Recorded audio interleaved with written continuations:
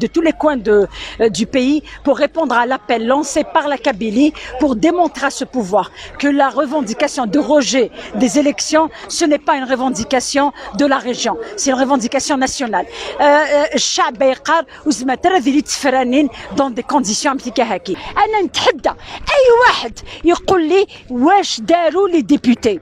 Quel est le rôle des députés dans le cadre d'une loi اللي تعطي لهم غير الحق باش يرفدوا يديهم يخوفوهم يقولوا لهم لو بروجي دو لوا ديروا الحكومه نحبطوه تفوطيو ولا vous n'aurez plus aucun autre mandat ولا لي زافونتاج تاعكم يروحوا اعطوا لي ان سول بروجي دو لوا اللي قدموه النواب اعطوا لي ان سول بروجي دو لوا qui a été proposé par les députés اعطوا لي une seule loi qui a protégé les intérêts des Algériens. On va dire que attendez صوتك même si حياتك ما تتبدلش ma vie va changer. Oui, sa vie va changer parce qu'il va avoir un autre statut. Et ce qui est plus grave, c'est quand on appelle des jeunes qui n'ont jamais fait de la politique, on leur donne 300 000 dinars.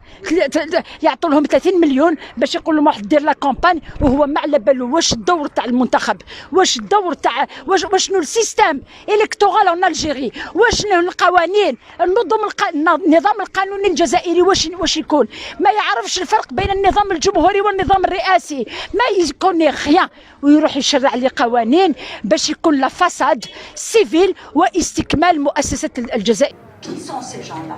Qui sont ces barons de la peur qui dictent leurs lois à l'intérieur des campus universitaires?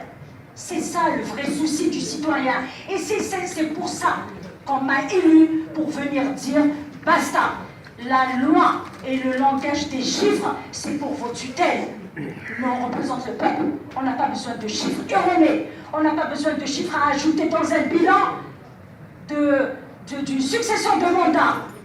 Comment est-ce qu'on réussit à avoir des taux de réussite comme ceux de la ولاية de Tizi Ouzou? تصرون للبقاء في هذا البرلمان كنائب؟ والله لا أصر على البقاء. لو كان الانسحاب قد يكون له صدى سياسي حقيقي وتأثير حقيقي لما انسحبت من البرلمان، ولكن لو طرحت سؤال بسيط حتى بصفتي كنائب لم أستطيع أن أستقبل من طرف مدير الحريات في وزارة الداخلية. والكلمة للأستاذ مصطفى بوشاشي.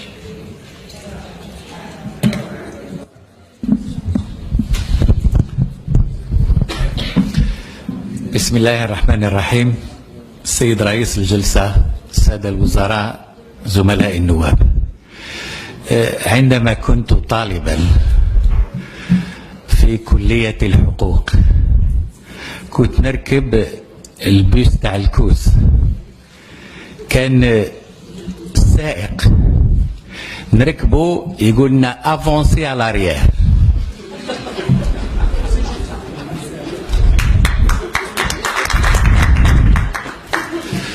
الدولة مدير ديوان رئاسة الجمهورية أحمد يحيى استقبل اليوم أيضا زبيدة عسول رئيسة الاتحادية من أجل التغيير والرقي.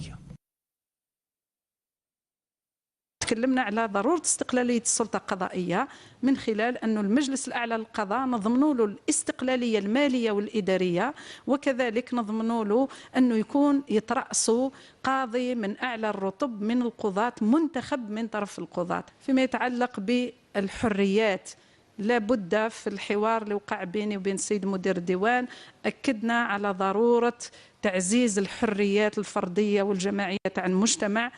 وقعت لي مع محامي في مجلس القضاء البليده وعليها نخدم الكلام.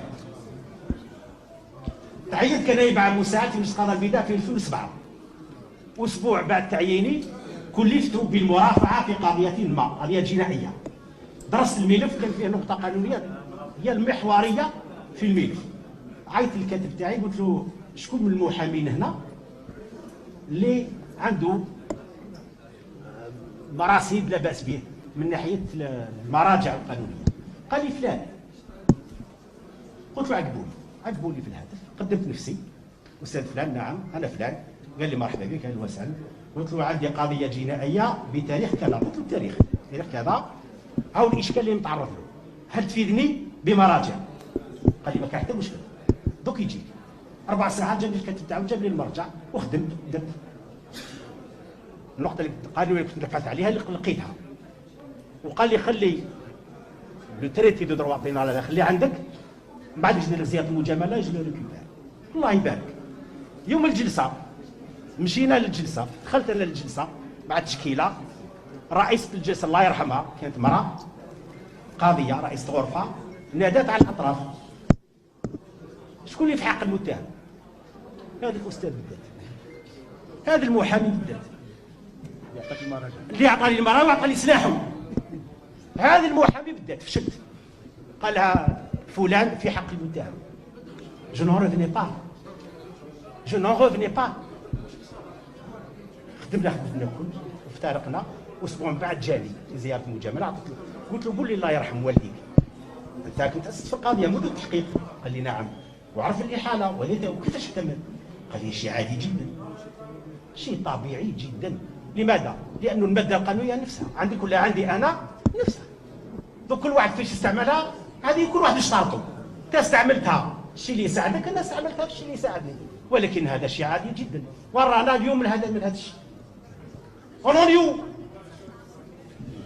كنا نديروا الجنايات مع بعض، عند ما توقف الجلسة نحوا لي نروحوا نفطروا مع بعض. نروحوا نفطروا مع بعض.